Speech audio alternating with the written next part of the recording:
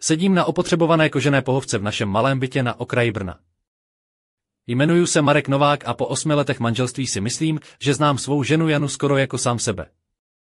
Jenže ten večer, kdy mi oznámila, že chce být náhradní matkou pro svého bohatého šéfa, bylo všechno jinak.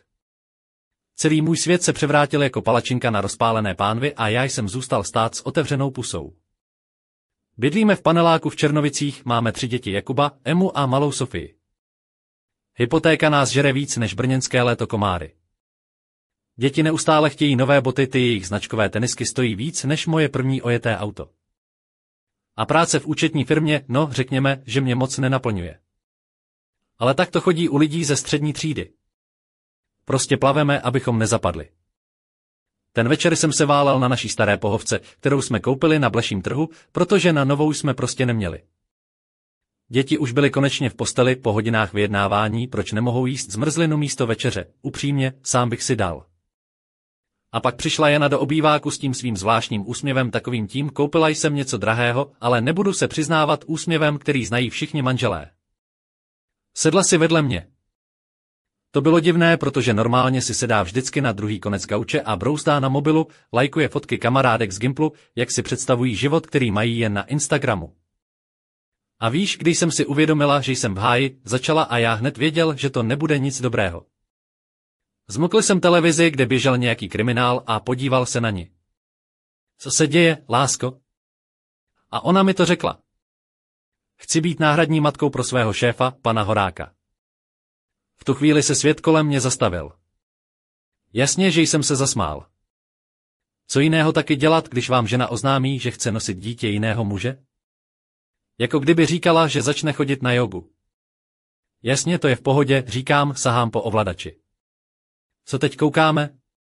Ale ona se nesmála. Seděla tam s vážným výrazem, který si nechávala na rodičovské schůzky a naše rozhovory o dluzích. Jani, prosím tě, děláš si srandu? Ne, snažil jsem se to pochopit. Zavrtěla hlavou a v mém žaludku se něco sevřelo na způsob toho pocitu, když jedete na horské dráze dolů. Vítež, paní Horáková nemůže mít děti. Už to zkoušeli všechno, 3 potraty a doktorka říká, že už je to pro ní moc nebezpečné. Pan Horák mě požádal, jestli bych to neudělala. Pan Horák, ptám se, od kdy mu ty říkáš pan Horák? To je můj šéf, ne, odpoví bez zájmu. Jani, tohle není žádná malá služba. Nejsi psíček, kterému házíš kost, říkám, ale ona jen přivřela oči, jako kdybych byl dramatik. Nebudu ti lhát, Marek, není to nevěra. Je to lékařský zákrok. Pomáhá mi mít rodinu, říká s klidem, který mě rozčiluje. A co my? Naše děti? Naše rodina, ukazuju kolem sebe na náš rozbitý obývák s dětským kreslením na zdech. Tohle se nás netýká. Je to mé tělo, moje rozhodnutí, nemáš právo to zastavovat a tím to skončilo. Seděl jsem tam, srdce mi bušilo jako o závod a uvědomil si, že jsme přestali být tým. Jsme 2 osoby, které spolu jen sdílejí adresu a účet za elektřinu. Jani, pokud to uděláš, náš vztah skončí, varoval jsem ji. Ona se jen usmála netím teplým úsměvem, do kterého jsem se kdysi zamiloval, ale ledovým, jako kdyby už byla dávno rozhodnutá. Pak bys měl přehodnotit, co znamená být manželem, řekla a odešla z místnosti. Zůstal jsem tam s vypnutou televizí a vědomím, že můj život už nikdy nebude stejný. A co teď? No, to vám povím příště. Ráno v Brně na sídlišti Černovice začalo jako vždycky burácení tramvají, klaxony aut a ten typický ruch, co vás donutí přemýšlet, jestli si náhodou nepletete město s nočním trhem. Já už jsem byl vzhůru dřív než obvykle, protože ta zpráva z večera mi nedala spát. Jana se mnou pořád nemluvila, ale věděl jsem, že se něco chystá. V kuchyni, která voněla kávou a starými rohlíky, co jsem zapomněl vyhodit, jsem si připravil svůj ranní rituál horký čaj a noviny, které stejně nečtu, protože je celé plné politiky a trapných reklam. Jana přišla do kuchyně v těch svých vyťahaných teplácích, co nosí, když doma pracuje. Vlasy měla rozcuchané do neuvěřitelného drdolu, který by záviděl i každá ženská stylistka v centru Prahy, a na nohou pantofle, co by se daly použít jako zbraně na boj s nepřáteli. V ruce držela obálku, kterou mi položila na stůl, aniž by se na mě podívala. To je pozvánka na první konzultaci, řekla a mluvila tak klidně, že byste si mysleli, že mluví o výletu do Kauflandu a ne o tom, že má nést dítě někoho jiného. První konzultace, zopakoval jsem s úšklepkem. A co takhle první rozhovor se mnou? Jen se na mě podívala těma svýma velkýma hnědýma očima, v nichž jsem kdysi viděl lásku, a teď tam byla jen rezignace. Marek, tohle není debata. Je to moje rozhodnutí. Tvoje rozhodnutí, povzdechl jsem si a chtěl jsem jí říct, jak to celé vidím, ale místo toho jsem se jen zasmál. Víš, že kdybys chtěla zkusit něco méně komplikovaného, třeba šachy, mohli bychom si aspoň zahrát spolu, ne? Ona se na mě jen nezúčastněně usmála, jako kdybych byl vtipnej, ale zároveň úplně mimo. Marek, nemáš ani páru, co je to za zodpovědnost. Tohle je něco většího než ty a já. Jo, větší než my, poznamenal jsem, zatímco jsem si připadal jako hlavní postava tragikomedie, kterou nikdo nechtěl vidět. Během dne se stalo něco, co jsem vůbec nečekal. Jana mi poslala SMSku s fotkou svého šéfa pana Horáka v obleku, samozřejmě s drahými hodinkami, co by vydělali na celý náš hypotéční splátkový kalendář. On je vážně v pohodě, stálo v textu, jako by mě tím chtěla přesvědčit, že to není žádný zlý muž, ale spíš nějaký princ z pohádky. V pohodě? Ten kluk má v kapse víc peněz než já za celý život a ty chceš být jeho děloha na klíč, odpověděl jsem sarkasticky. Jestli chceš, můžu ti půjčit knížku, jak neudělat z manželství jatka. Na večer jsem se pokusil najít aspoň trochu klidu, ale Jana se už chystala na večerní schůzku s panem Horákem a jeho manželkou. Byla oblečená v jednoduchých, ale elegantních šatech tmavě modré barvy, které jí lichotily, a na nohou měla černé lodičky s tenkým podpatkem. A na sobě decentní náramek, který jí mě leskl při každém jejím pohybu, a rtěnku v barvě třešňového vína, která podtrhovala její rysy, aniž by to bylo vulgární. V tu chvíli jsem si uvědomil, že tahle žena, kterou jsem znal jako matku našich dětí, se mění v někoho úplně jiného, někoho, kdo je připravený obětovat všechno pro kariéru a své vlastní ego. Marek, musím jít, řekla a přitom se na mě podívala s tím zvláštním pohledem s měsící odhodlání a ledového klidu. Jasně, odvětil jsem a nezapomeň, že jsi ta, která si zvolila cestu, kde nejsem já na prvním místě. Zůstali jsme stát v tichu, které bylo těžší než brněnská zima. A já věděl, že tahle noc bude jen první z mnoha, kdy se budu cítit jako cizinec ve vlastním domě. Co se stane dál? To vám povím až příště. Další den v našem bytě v Černovicích začal typickým ranním schonem, děti se pobíhaly po kuchyni, Jakub si zoufal, že mu Emma schovala oblíbenou tušku a malá Sofie se snažila nakrmit plyšového medvídka jogurtem. Já jsem stál u okna, sledoval, jak slunce pomalu osvětluje panelákové dvorce a přemýšlel o tom, jak moc se můj život změnil. Ona se objevila v obýváku oblečená v těsné černé sukni a bílé halence, která jí zvýrazňovala štíhlý pas a decentně odhalovala klíční kosti. Na nohou měla červené lodičky, které při každém kroku zazvonily jako malé zvonky, a na zápěstí náramek z drobných stříbrných korálků. Vlasy měla uvolněné, jemně zvoněné a rtěnku v barvě malin, která jí dodávala šmrnce a trochu toho lehkého erotismu, který vždycky dokázal rozbušit mé srdce, i když teď to bylo spíš jako vzdálený vzpomínka. Marek, začala, dnes máme s panem Horákem schůzku v jeho kanceláři. Chtěl by mě představit svým lékařům a probrat další kroky. No jasně, odvětil jsem s ironickým úsměvem. Jakože já můžu jet taky? Přinesu popcorn, udělám si pohodlí a budu koukat, jak se moje žena stává továrnou na děti pro bohatýho chlapa. Jana se jen zasmála, ale v jejich očích se myhlo cosi nevyřčeného, něco, co jsem nechtěl vidět. Tohle není o tobě, Marek. Je to o tom, že pomáhám někomu, kdo to opravdu potřebuje. Pomáháš? A kdo pomáhá nám, zeptal jsem se a nakrčil obočí. Já tady platím hypotéku, vozím děti do školy a snažím se držet všechno pohromadě. A ty? Ty se chystáš nosit dítě někoho jiného, zatímco naše děti si budou říkat, proč jim chybí máma. Na to mi Jana odpověděla jen tichým povzdechem a odešla si připravit věci na schůzku. Zůstal jsem stát v kuchyni, cítil se jako divák v tragikomedii, kterou nikdo nechce vidět, ale všichni ji hrají. Odpoledne jsem se rozhodl vyzvednout děti ze školy. Jakub s sebou táhl batoh těžší než on sám a při každém kroku si stěžoval, že má ve třídě nejhoršího učitele na světě, což jsem mu samozřejmě nevěřil, ale nechal jsem ho si stěžovat. Mama měla na sobě růžovou mikinu s nápisem Princezna chaosu a na hlavě čelenku s malými třpitkami, které jí dodávaly trochu té dětské elegance. Když jsme dorazili domů, čekala nás Jana, která vypadala, jako by právě prošla módním časopisem. A na sobě nový kostýmek v pastelových barvách, který jí seděl jako ulitý, a na krku náhrdelník s malým srdíčkem, který jí dodával jemný nádech něžnosti. Zdálo se, že je připravená na všechno, co přinese další kapitola jejího plánu. Jakub, Emma, pojďte si sednout, řekla klidně, ale pevně. Musíme si promluvit o tom, co přijde. Děti na sebe znejistěle pohlédly a já věděl, že tohle nebude žádná pohádka. Jana začala vysvětlovat, že bude nosit dítě pro paní Horákovou, která nemůže mít vlastní děti a že všechno bude v pořádku. Ona se rozbrečela a Jakub se zeptal, jestli to znamená, že už nebude s námi tolik doma. Stál jsem opodál a cítil, jak se mi svírá hrdlo. Chtěl jsem jim říct, že všechno bude zase jako dřív, ale věděl jsem, že to není pravda. Co se děje, ničí naši rodinu kousek po kousku. Když děti šly spát, Jana se ke mně přitočila, lehce mě objala a zašeptala: Marek, věř mi, že to dělám pro nás všechny. Ale já už věděl, že věřit nestačí. Něco se zlomilo. A já nevěděl, jestli to někdy půjde spravit. Další kapitola. Zůstávejte naladěni. Ten večer se v našem malém bytě v Černovicích všechno změnilo. Jana přišla domů později než obvykle, v ruce držela obálku s výsledky z lékařského centra. Byla oblečená v úzkých džínách, které zvýrazňovaly její dlouhé nohy, a bílé haleně s jemným krajkovým detailem u výstřihu, která naznačovala, že si stále umí hrát s elegancí i v téhle šílené situaci. Na nohou měla černé baleríny, které klapaly tiše po dlaždicích, a kolem krku visel ten stříbrný náhrdelník s malým srdíčkem, který jsem jí daroval před lety. Její vlasy byly rozpuštěné, spadaly jí do očí a ona si je nervózně odhrnovala za uši. Marek, začala tiše, jako kdyby se bála, že ji slyší i stěny, dneska mi volali z kliniky. Všechny testy jsou v pořádku. Se mi poskočilo, ale nebyl to ten radostný pocit, který bych čekal. Spíš něco jako ticho před bouří. Že jdeme do toho, zeptal jsem se, snažil se udržet hlas klidný, i když mi v krku zůstala knedlík. No, přikývla a její úsměv byl tentokrát jiný, trochu odtažitý, skoro jako obchodnice, která právě uzavřela smlouvu, ale v očích měla stín pochybností.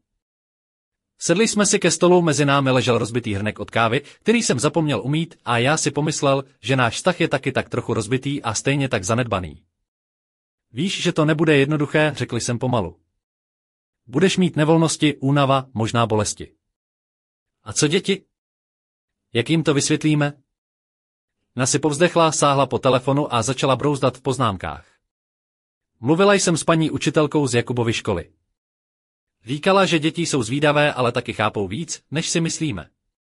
Budeme s nimi mluvit, Marek. Společně. Společně, opakoval jsem a snažil se uvěřit, že to tak skutečně bude. Ale v koutku duše jsem věděl, že jsme už dávno každý na jiné straně barikády. Následující dny byly jako jízda na horské dráze bez bezpečnostního pásu. Jana se postupně měnila. Ráno už nevstávala s úsměvem, ale s tíhou na ramenou. Její pohyby byly pomalejší, občas se zastavila a sevřela si břicho, jako by tam už nosila ten zvláštní tajemný život, který nebyl náš. Jednou večer přišla domů v lehkém plášti přes elegantní šaty, které jí padly jako ulité.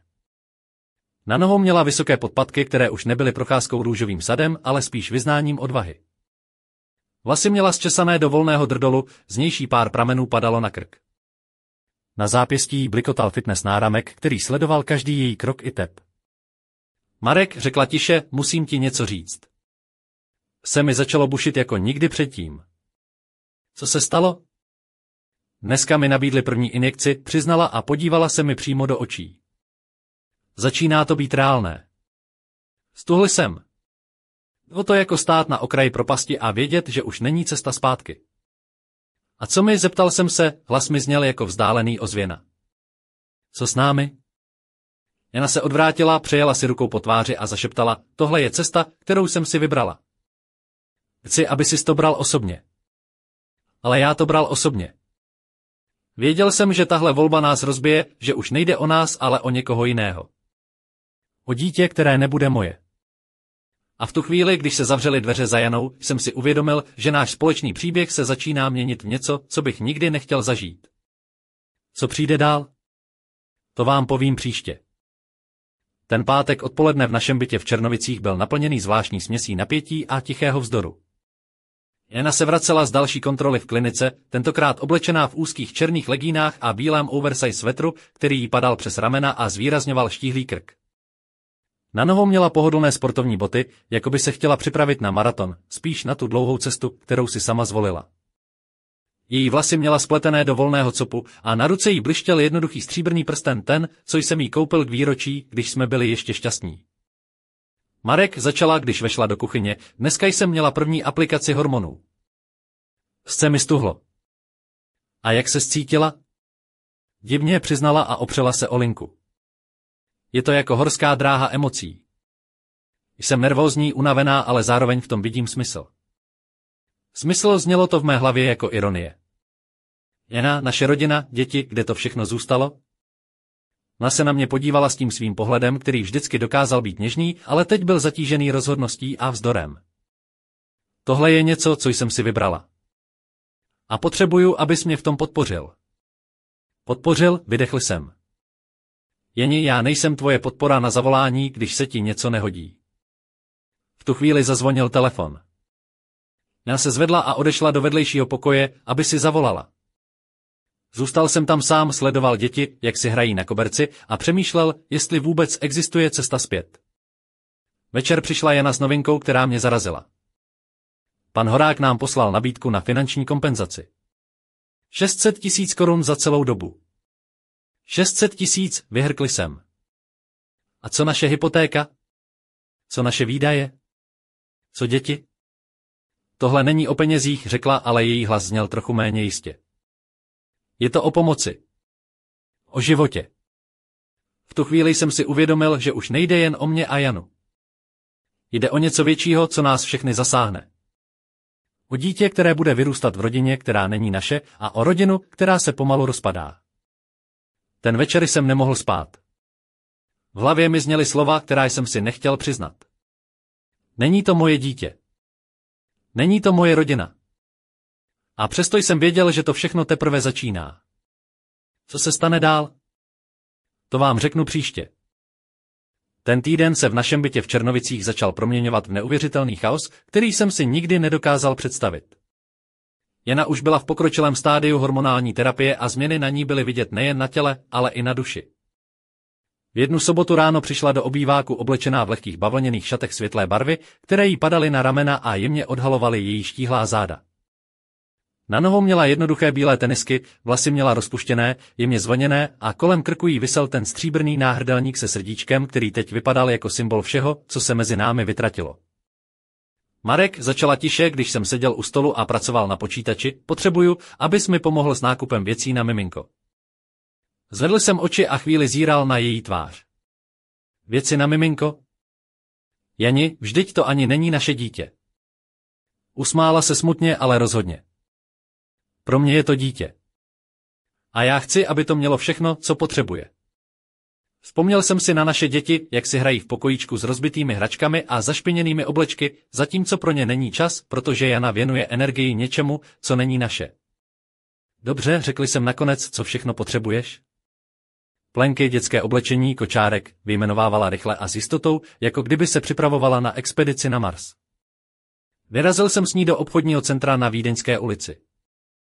Jana byla jako jiná žena elegantní, sebevědomá, ale zároveň s nádechem únavy, která se nedala skrýt.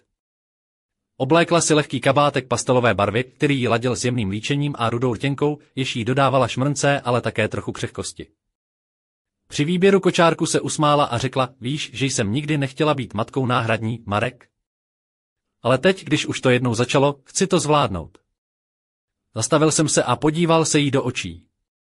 Jani, co my? Co děti? Co já? Zavrtěla hlavou. Tohle není o tobě. Je to o tom, co potřebuji udělat. Cestou zpátky domů jsme mlčeli, každý ponořený do svých myšlenek. Věděl jsem, že tahle situace nás nevratně změní, že už nic nebude jako dřív. Když jsme dorazili, děti už byly ve vaně a Jana se pustila do přípravy večeře. Stál jsem v koutě a sledoval ji, jak se snaží být silná, i když jí bylo vidět, že je vyčerpaná. Večer, když děti usnuly, jsem si sedl ke kuchyňskému stolu a přemýšlel o tom, co všechno nás ještě čeká. A v tom tichu jsem si uvědomil, že největší bitva teprve přijde. Co se stane dál?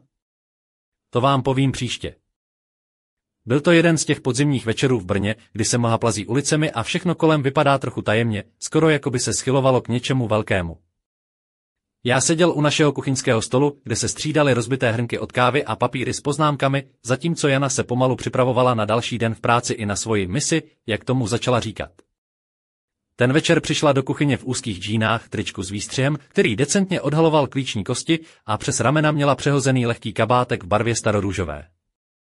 Na nohou měla černé kotníkové boty, které jí dodávaly trochu drsnější šmrnce, než bývala zvyklá. Vlasy měla rozpuštěné, lehce zvoněné a na prstech blízkaly prsteny, které si nikdy dřív nenosila. Marek, začala tiše, mám za sebou další vyšetření. Všechno je zatím v pořádku, ale... Leco, přerušil jsem ji, protože ten ale už jsem znal příliš dobře.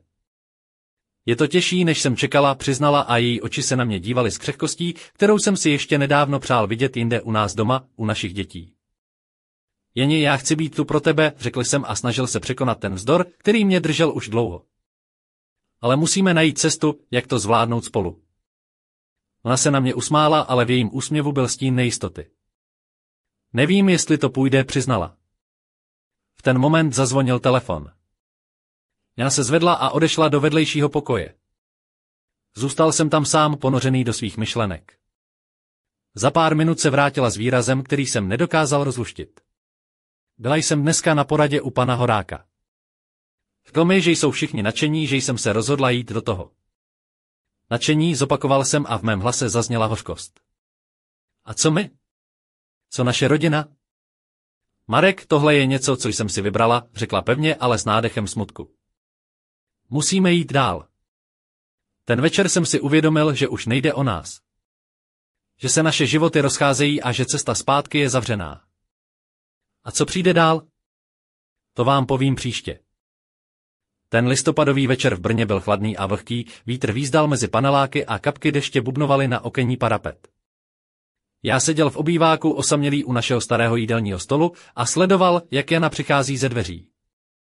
Tentokrát měla na sobě tmavě šedý rolák, který jí obepínal postavu a zdůrazňoval štíhlý pas a džínovou sukni, která jí končila těsně nad koleny. Na nohou měla černé kozačky na podpatku, vlasy měla stažené do elegantního culíku a v očích jí tančil zvláštní smutek smíchaný s rozhodností. Marek, řekla tiše a položila na stůl složený papír. Dostal jsem od doktora výsledky z posledních testů. Zhlédl jsem a viděl, jak se jí ruce mírně třesou. A co říkají? Vše je v pořádku, ale oddechla si a chvíli váhala. Je to začátek dlouhé cesty. A já budu potřebovat tvou podporu víc než kdy jindy. Zhluboka jsem se nadechl a snažil se najít slova. Jani, já. Snažím se, věř mi. Ale někdy mám pocit, že už nejsme na stejné straně. Ona se na mě podívala a přikývla. Já taky nevždycky vím, jak to má být. Ale chci, abys věděl, že i když to vypadá jinak, pořád jsme rodina. V ten moment zazvonil telefon. Jana ho zvedla a hlas v druhé straně linky ji přiměl, aby se zatvářila ještě vážněji. No, rozumím, řekla tiše a zavěsila. To bylo, zeptal jsem se, ale ona jen pokryčila rameny. Jen další věc, co musím vyřešit. Večer jsme seděli ticho, obklopeni tichem našeho bytu, které bylo těžké jako olovo. Děti už spaly, ale já cítil, že spíme jen na povrchu. Pod tím vším je něco zlomené. Marek, řekla Jana nakonec, vím, že to není snadné. Ale někdy musíme udělat to, co je správné, i když to bolí. Přikývl jsem, ale v srdci jsem cítil, že největší bolest teprve přijde. Co se stane dál? To vám povím příště. Byl to jeden z těch mrazivých prosincových večerů v Brně, kdy vzduch štípe do tváře a světla lamp se ztrácejí v mlze. Já seděl u stolu v kuchyni, obklopený hromadou papírů, smluv a e-mailů, které jsem už ani nepočítal. Jana právě dorazila z práce v elegantním kašmírovém svetru barvy vínové s jednoduchými stříbrnými náušnicemi, které jemně ladily s jejím přirozeným líčením. Na nohou měla kožené černé kozačky s nízkým podpatkem a její vlasy byly upravené do volného drdolu, z něhož jí pár pramenů spadalo do obličeje. Marek, začala unaveně, položila kabelku a usedla naproti mě. Dneska jsem mluvila s panem Horákem. Řekl mi, že všechno jde podle plánu. Že se blíží termín. Se mi poskočilo, ale nebyl to radostný pocit. Termín, zopakoval jsem a zavřel oči. Jani, to je hrozný. Už nemůžu dál předstírat, že je to v pořádku. Ona se na mě podívala s výrazem, který jsem nikdy neviděl kombinaci bolesti a odhodlání. Já taky ne, přiznala tiše. Ale musíme to dokončit. Pro ně. Pro dítě. Vzpomněl jsem si na naše děti Jakuba, Emu a malou Sofii, jak si hrají v pokojíčku, nevědíce o bouři, která se kolem nich rozpoutala. A my, zašeptal jsem. Co my? Co naše rodina? Jana se zhluboka nadechla. Něco se navždy změní, Marek. Už nejsme stejní. Ale musíme to přijmout. Večery jsme strávili v tichu, oba vědomi si nevyhnutelného konce něčeho, co jsme kdysi nazývali naším životem.